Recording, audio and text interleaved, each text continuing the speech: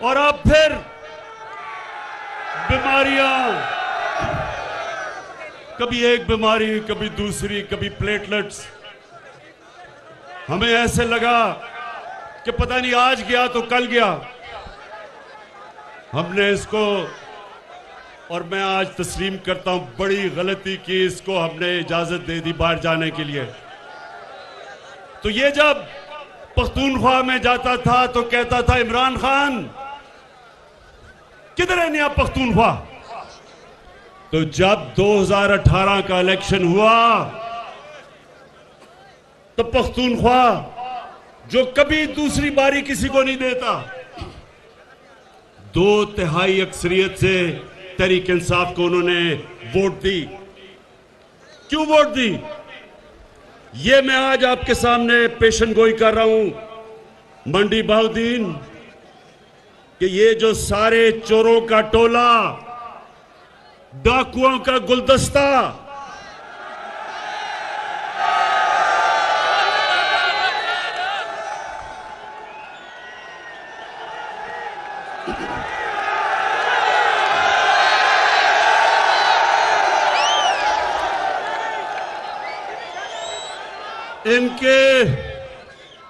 इन डाकुओं के गुलदस्ते में एक, मैं उसको मुलाना नहीं कहूंगा।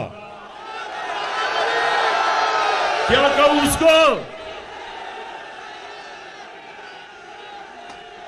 ये क्यों? ये डीजल क्यों सबको इकट्ठा करके हर 3 महीने के बाद कहता है गवर्नमेंट को गिरा दो? इसकी सबसे बड़ी वजह कि 30 सालों के बाद 30 सालों के बाद पाकिस्तान की असेंबली डीजल के बगैर चल रही है, सोलर पे चल रही है। तो डीजल को एक तो ये मुश्किल पड़ी हुई है कि वो 12वां खिलाड़ी बना हुआ है। दूसरा, वो जानता है कि पख्तूनख्वा में क्या हुआ था। जब तहरीक इंसाफ ने 5 साल पूरे किए तब पख्तूनख्वा के अंदर बामुकाबला सारे सूबों के सबसे तेजी से गुर्बत पख्तूनख्वा में तहरीक इंसाफ के दौर में कम हुई थी। तो ये डरा हुआ है, और ये मैं नहीं कह रहा, ये यूएनडीपी उन्होंने किताब में सर्वे करके बताया है कि 2013 से 2018 में पख्तूनख्वा में सबसे तेजी से गुर्बत कम हुई थी। अमीर गरीब में फासला सबसे कम हुआ था। तो इसलिए मंडी बहाउद्दीन ये सब डरे हुए हैं। ये चोर, ये डाकू, और डाकू, ये सुन ले जरा बात, ये इमरान खान नहीं कह रहा ये डाकू हैं। 20 साल से एक दूसरे को ये डाकू कह रहे हैं।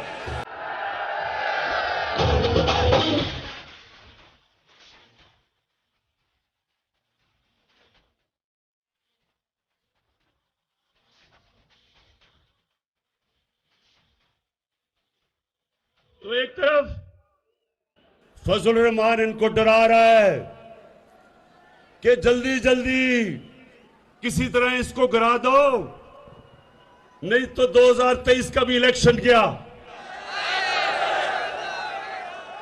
और दूसरी तरफ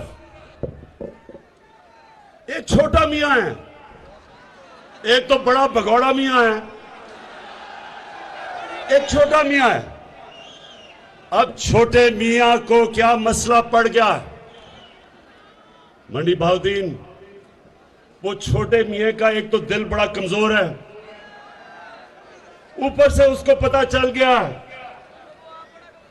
कि मकसूद चपड़ासी के अकाउंट में 375 करोड़ रुपया कैसे आ गया।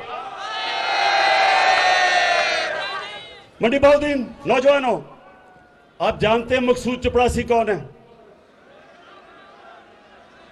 चले मैं जरा आज आपको इंकशाफ करता हूं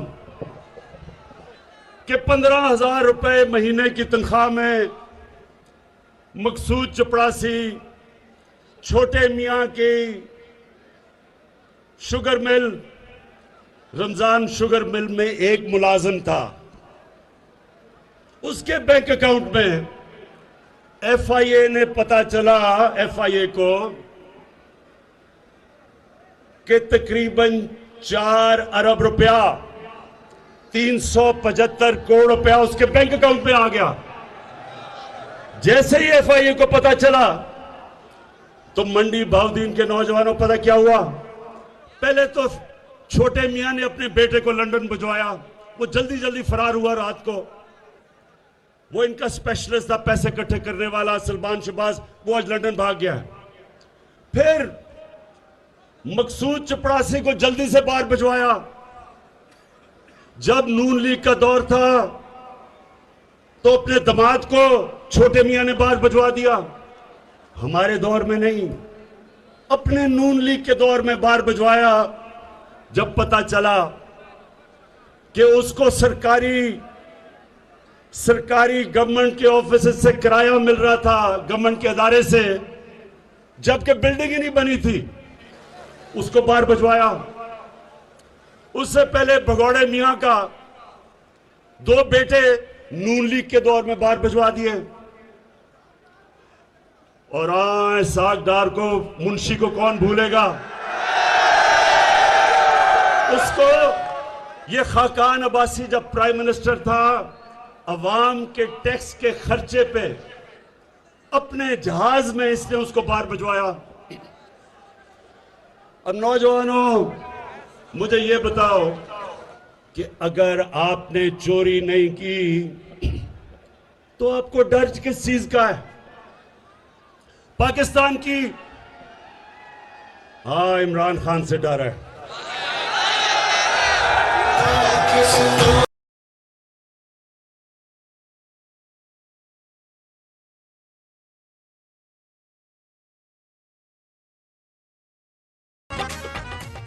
इसलिए डर है कि इमरान खान की कोई कीमत नहीं। जनरल मुशर्रफ की तरह उसने आपको एनआरओ नहीं देना। केसेस आपके पुराने हैं, एनआरओ मेरे से मांग रहे हो, जिस तरह जनरल मुशर्रफ से लिया था हुदैबा पेपर मिल का। कोई डाकुओं को एनआरओ नहीं मिलेगा जब तक आप इस मुल्क का पैसा वापस नहीं करेंगे। जब तक, ये सुन लो, जब तक, मैं अपनी कौम के सामने वादा कर रहा हूं, जब तक मैं जिंदा हूं, मैं इनका पीछा नहीं छोड़ूंगा जब तक कौम का पैसा नहीं ये वापस करेंगे।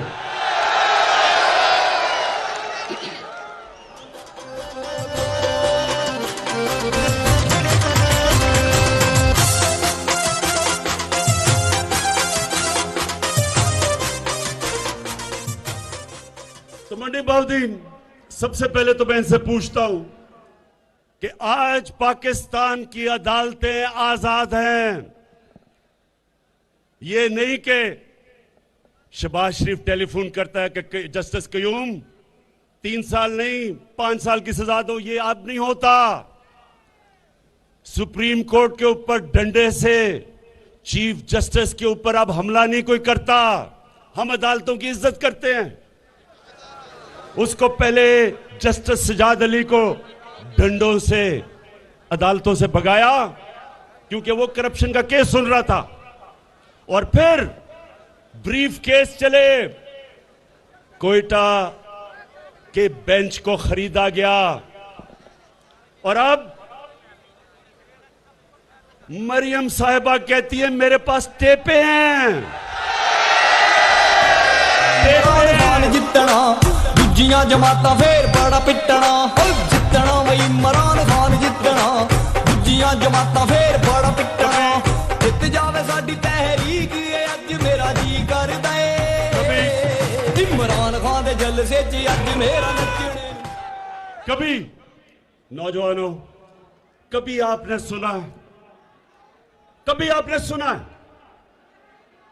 कि सियासतदान टेपें रखते हैं और टेपों से ब्लैकमेल करते हैं जजों को। पहले वो अरशद मलिक जज था, उसके ऊपर जी हम टेप हमारे पास है। फिर पुराने चीफ जस्टिस के ऊपर एक टेप बनाई गई, एक फेक टेप बनाई गई अपने केस से बचने के लिए।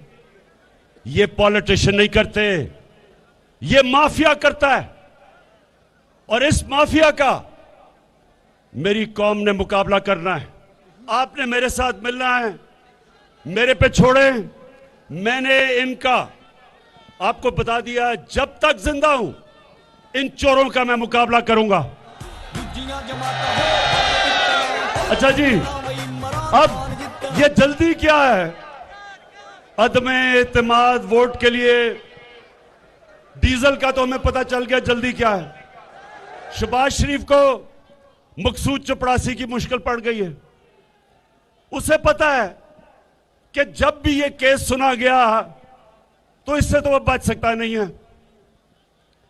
अगर हर जगह जी मैं बेकसूर हूं, अगर धेले की भी करप्शन साबित हो जाए तो मैं ये कर दूंगा, नाम बदल दूंगा। शहबाज शरीफ, अगर तुम बेकसूर हो, क्यों टाइम लेते हो अदालतों से? कहो डे टू डे हियरिंग करो, हर रोज मेरा केस सुनो। जब मेरे ऊपर आपने सुप्रीम कोर्ट में केस किया था, क्या मैं बाहर भाग गया था? मैंने वहां खड़े होकर सुप्रीम कोर्ट में साबित किया कि मैं सादिक और अमीन हूं। एक एक जो दस्तावेजात सुप्रीम कोर्ट ने मेरे से मांगे मैंने दिए। मैं तो कहीं नहीं भागा, मैंने तो डेटे नहीं ली, मैंने तो बल्कि सुप्रीम कोर्ट को जल्दी केस सुनो। तो शहबाज शरीफ क्यों भाग रहे हो? आजाद अदालतें हैं। वो बेटे क्यों बाहर भगवाया हुआ है? वो भगौड़े मियां के 2 बेटे क्यों बाहर भागे हुए हैं? और मरियम बीबी, आप भी ये सिर्फ बता दें कि 80 करोड़ रुपया आपका चौधरी शुगर मिल में आपके पास जिस आदमी से, वो दुबई के आदमी से कहा भेजा, उसने कहा मैंने कोई पैसा नहीं भेजा। इसका मतलब कि वो भी डरी हुई हैं केस से, वो भी डरा रही हैं जजेस को। तो अदमे एतमाद ये इसलिए चाहते हैं कि जल्दी जल्दी ये हुकूमत जाए और हम फिर से किसी तरह बचे जिस तरह मुशर्रफ के दौर में बचे थे। तो शरीफ खानदान, मेरा आज पैगाम है आपको, आप जो भी करेंगे हम हर चीज के लिए तैयार हैं। जो भी आपका प्लान है, कप्तान उस प्लान के लिए तैयार बैठा है। और इंशाल्लाह आपको फिर शिकस्त होगी, लेकिन शिकस्त नहीं होगी, आप जेलों में जाएंगे। ये कहते हैं कि बहुत महंगाई हो गई। महंगाई हुई है। मेरे पाकिस्तानियों, इस पे कोई शक नहीं कि महंगाई है। सारा वक्त मैं ये सोचता हूं कि किस तरह मैं अपनी कौम के ऊपर से बोझ उठा सकूं। और मैं अपने उन लोगों को, जो हमारे सहाफी बरादरी के लोग हैं, मैं एक सिर्फ आपसे दरख्वास्त करता हूं कि जब आप बताते हैं महंगाई है, तो ये भी बताएं कि ये महंगाई क्यों है। महंगाई की वजह कोरोना के बाद जो सारी दुनिया में सप्लाई लाइंस, यानी कि जो चीजें पहुंच रही थी कोरोना की वजह से, बंद हो गई और उसकी वजह से चीजों की कमी हुई, चीजें महंगी हो गई।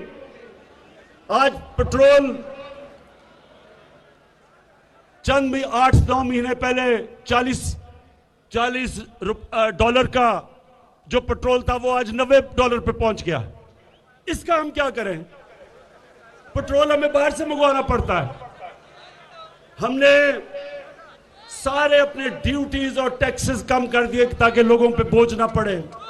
हर महीना हुकूमत को टैक्स कम करने का, ड्यूटीज कम करने का 70 अरब रुपए का नुकसान होता है, लेकिन हम क्योंकि लोगों पे बोझ ना पड़े हमने उसको कम कर दिया है।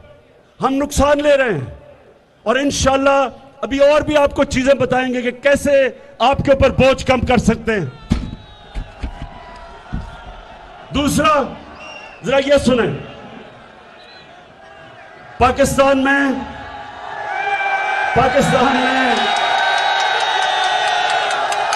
पीपल्स पार्टी के दौर में इससे ज्यादा महंगाई थी, नून लीग के पहले साल में इससे ज्यादा महंगाई थी, लेकिन अमेरिका में 40 साल के बाद सबसे ज्यादा महंगाई है आज अमेरिका में। बर्तानिया में 30 साल के बाद सबसे ज्यादा महंगाई है। जर्मनी में 26 साल के बाद आज सबसे ज्यादा महंगाई है। तुर्की में 20 साल के बाद सबसे ज्यादा महंगाई है। और ये अगर आप अपने मोबाइल फोन के ऊपर गूगल करें आपको पता चल जाएगा कि मैं सच बोल रहा हूं। हमारी बदकिस्मती है कि दुनिया में सारी चीजें जो हम बाहर से मंगवाते हैं, तेल, पेट्रोल, गैस, कोयला, घी, ये सब दुगने से ज्यादा महंगे हो गए हैं। तो इसलिए मुझे एहसास है कि महंगाई है, लेकिन मैं आपसे आज वादा कर रहा हूं कि हमारी पूरी कोशिश है कि किसी ना किसी तरह आपके ऊपर बोझ कम करें, और आप देखेंगे हम कदम उठाते जाएंगे तो आपके ऊपर बोझ ना है। लेकिन मुझे फख्र है कि आज पाकिस्तान में हमारा मुल्क सही रास्ते पर निकल चुका है। रिकॉर्ड एक्सपोर्ट्स है हमारी। इसका मतलब कभी इतना ज्यादा पैसा पाकिस्तान में नहीं आ रहा था जो आज है। हमारी टैक्स कलेक्शन रिकॉर्ड है, कभी इतनी ज्यादा आमदनी नहीं थी जो आज है। जो हमारे बैरून मुल्क पाकिस्तानी हैं, कभी इतना ज्यादा पैसा पाकिस्तान में नहीं भेजा जो आज उन्होंने भेजा है। और मंडी बहाउद्दीन तो ऐसी जगह है, यहां से बहुत ज्यादा लोग बाहर काम करने गए हुए हैं। मैं हमेशा यह समझता हूं कि बैरून मुल्क पाकिस्तानी हमारा सबसे बड़ा असासा है, और उनको हमने अब वोट देने का हक दे दिया है। अब पहली दफा बैरून मुल्क पाकिस्तानी वोट देंगे पाकिस्तान में। और उसके बाद कभी भी ज़राअत के अंदर इतना ज्यादा पैसा नहीं आया जो आज आ रहा है। कभी किसान को वो कीमतें नहीं मिली जो अब मिल रही हैं। शुगर, जब शुगर मिल के बाहर किसान खड़े होते थे, जिस रेट पे वो गन्ना बेचते थे वो कटौती करते थे, एक एक साल पैसा नहीं मिलता था। हमारी हुकूमत ने कानून पास करके आज जो भी किसान गन्ना बेचता है उसको कीमत मिलती है और पैसा मिलता है, और साल इंतजार नहीं करना पड़ता। ये वो हुकूमत है जो अपने किसानों के साथ खड़ी है, और मुसलसल मदद कर रहे हैं हम अपने किसानों की कि ज्यादा से ज्यादा कीमत हमारे किसानों को मिले। जब किसान खुशहाल होता है मुल्क खुशहाल हो जाता है। उसके अलावा मंडी बहाउद्दीन के लोगों, पहली दफा आपकी पाकिस्तान में एक आजाद फॉरेन पॉलिसी बनी है। इसका क्या मतलब है कि किसी अब दूसरे मुल्क से पाकिस्तान डिक्टेशन नहीं लेता। पिछले दौरों में पाकिस्तान में ड्रोन अटैक होते थे, जो हमारा मुल्क, हमारा एलआई था, वही हमारे मुल्क पे बमबारी करता था, और हमारे हुक्मरान चुप करके तमाशा देखते थे। क्यों देखते थे? नौजवानों, ये क्यों नहीं बोलते थे जब हमारे मुल्क पे बमबारी होती थी? क्योंकि इनकी दौलत, इनके पैसे, इनकी बिजनेस पाकिस्तान से बाहर पड़ी थी। ये उनके गुलाम थे और गुलाम हैं। अगर मेरे भी पैसे चोरी करके मैं बाहर भेज दूं, आज मैं भी ना बोल सकूं। अब मैं आज भी एक सुपर पावर को यह ना कहूं कि मैं तुम्हें बेच नहीं दूंगा, या ड्रोन अटैक हमारे दौर में क्यों नहीं होते?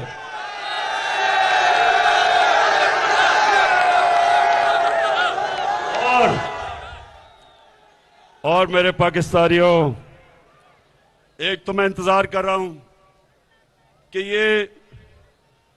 हमारे मुल्क में इंशाअल्लाह जो हम अपने नौजवानों के लिए आईटी के अंदर इंफॉर्मेशन टेक्नोलॉजी में जो इनकलाब लेके आ रहे हैं, क्योंकि हमारी नौजवान आबादी है, पहली दफा पाकिस्तान में 70% इंफॉर्मेशन टेक्नोलॉजी आईटी के एक्सपोर्ट्स बढ़ी हैं और इसके ऊपर हम पूरा जोर लगा रहे हैं। नौजवानों, इंशाअल्लाह जो रोजगार इससे मिलेगा, फिर हम 2 प्रोग्राम लेके आ रहे हैं आपके लिए कामयाब पाकिस्तान में।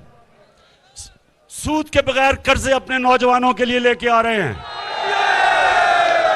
ताकि खुद अपने लिए नौकरियां ढूंढ सके। और सबसे बड़ी बात, मंडी बहाउद्दीन के लोगों, ये कभी पाकिस्तान की तारीख में नहीं हुआ कि पहली दफा पाकिस्तान में हर खानदान को 10 लाख रुपए की हेल्थ इंश्योरेंस लेके आ रहे हैं। एक गरीब घर में जब एक बीमारी आती है, पैसा होता नहीं लोगों खानदान के पास, कर्जे ले लेते हैं इलाज करवाने के लिए। लोग गुर्बत की लकीर के नीचे चले जाते हैं जब कोई बुरी बीमारी एक गरीब घराने में होती है। लेकिन आपके लिए अब 10 लाख रुपए का हेल्थ कार्ड है। किसी भी अस्पताल में जाके, गवर्नमेंट हॉस्पिटल नहीं, अच्छे से अस्पताल में जाके अपना इलाज करवा सकते हैं 10 लाख रुपए तक। ये पहले क्यों नहीं हुआ? नौजवानों, ये पहले क्यों नहीं हुआ? क्योंकि जब ये 2 बड़े खानदानों को खांसी भी होती थी, ये लंदन चले जाते थे, चेकअप के लिए लंदन चले जाते थे। इनको क्या पता कि यहां लोगों की किन किस्म की मुश्किलों का ही अवाम सामना करता था। तो इंशाअल्लाह ये शुरुआत है। हमने पाकिस्तान को एक फलाई रियासत बनाना है, जिसके लिए यह मुल्क बना था, इस्लामी फलाई रियासत। और उसके सफर में सबसे बड़ा कदम जो हमने उठाया है वो है हेल्थ इंश्योरेंस, सेहत कार्ड का। तो इसका आहिस्ता आहिस्ता आपको पता चलेगा कि अमीर तरीन मुल्कों में भी हर खानदान के पास हेल्थ इंश्योरेंस नहीं, जो इंशाअल्लाह ये मार्च तक सारे पंजाब के अंदर आ जाएगी। इसके लिए भी उस्मान बुज़दार, मैं आपको खराज तहसीन पेश करता हूं। 400 अरब रुपया, कभी किसी ने सोचा भी नहीं कि 400 अरब रुपया आपने मुख्तस किया है अपनी सारी अवाम को हेल्थ इंश्योरेंस देने का, हर खानदान को। इसका तो आपको अल्लाह भी सवाब देगा। और आखिर में अपने पाकिस्तानियों को मैं अपनी आखिर में ये बात करना चाहता हूं, और ये बड़ा गौर से आपने मेरी बात सुननी है।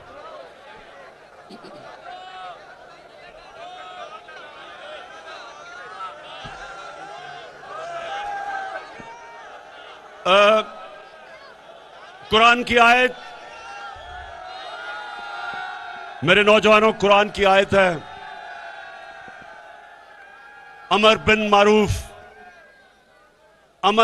मारूफ व नही अनिल मुनकर। इसका क्या मतलब है? जब मदीना की रियासत बनी तो याद रखें वो 2 असूलों के ऊपर खड़ी हुई। एक था इंसाफ, कि नबी सल्लल्लाहु अलैहि वसल्लम ने कहा कि तुम्हारे से पहले बड़ी कौमें बर्बाद हुई, जिधर जब छोटा चोर चोरी करता था तो उसको जेल में डाल देते थे, लेकिन जब बड़ा डाकू चोरी करता था उसको आपका निजाम नहीं पकड़ सकता था, कौम तबाह हो जाती है। तो एक वो उसूल था, इंसाफ के ऊपर एक कौम खड़ी हुई। मदीना की रियासत, उसकी बुनियाद इंसाफ पर रखी गई। और दूसरा अमर बिल मारूफ। अब ये सुन लें, अल्लाह का हुक्म है कुरान में। अल्लाह ने कहा मैंने तुम्हें सबसे अजीम कौम, मुसलमानों सबसे अजीम कौम दुनिया की इमामत के लिए बनाया। और फिर कहा कि तुम अच्छाई के साथ खड़े होते हो और बदी को खत्म करते हो। यानी कौम जब तक अच्छाई के साथ ना खड़ी हो और बुराई के खिलाफ जहाद ना करे, वो कौम अजीम कौम नहीं बन सकती। अब मैं आपके सामने रखता हूं कि ये देखें कि जिस मुल्क में एक लीडर जो अपने आप को लीडर कहता है, अगर चोरी का पैसा छुपाने के लिए मकसूद चपरासी के पास 4.25 अरब रुपया रखता है और उसको बजाय कौम उसको जेलों में डाले, वो उसके ऊपर उसको लीडर समझती है, उसको तकरीरें करवाती है, वो कौम आगे नहीं बढ़ सकती। मौलाना रूमी ने भी ये कहा कि कौम तब तबाह होती है अच्छे बुरे की तमीज जब खत्म हो जाती है। वो जो भगौड़ा बाहर बैठा हुआ है, कई सहाफियों ने कहा जनाब उसको तकरीर करने का मौका दिया जाए। यानी कोई, मैं उन सहाफियों से पूछता हूं, आप में अच्छे बुरे की तमीज नहीं, अगर उसको तकरीर करने का मौका दिया जाए तो जेलों में जो गरीब चोर फंसे हुए हैं उनको भी बोलने का मौका दिया जाए।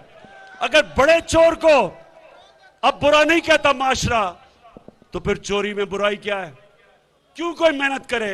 आप नौजवान हो, आप जब देखें कि एक चोर चोरी करता है और माशरा उसको नवाजता है, फूल फेंकता है, लीडर बना देता है, तो आप भी सोचते हैं कि हम पागल हैं कि पहले पढ़े 12 साल 15 साल, फिर मेहनत करें सुबह से लेकर शाम तक, और हम हलाल की रोजी जब कमाएं तो हमें तो कोई पूछता नहीं और हम धक्के खाते फिरते हैं। और चोर उस मुल्क में बड़े बड़े ओहदों में पहुंच जाएं और पता भी चल जाए कि जब मकसूद चपरासी के पास अपने चोरी का पैसा आप छुपाते हैं और फिर भी आपको तकरीरें करने का मौका मिलता है, तो कौन मेहनत करेगा? क्यों मेहनत करेगा कोई?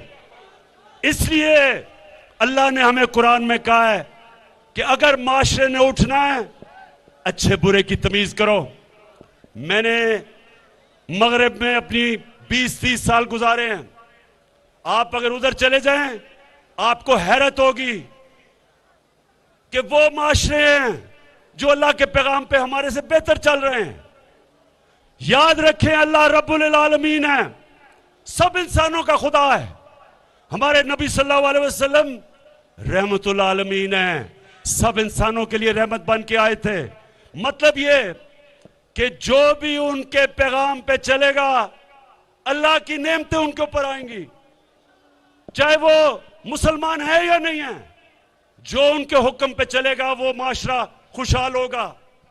और जो माशरा, बेशक हम अपने आप को मुसलमान कहें, उनके अहकामात पे जब हम नहीं चलेंगे तो उस माशरे के ऊपर अल्लाह की बरकतें नहीं आएंगी।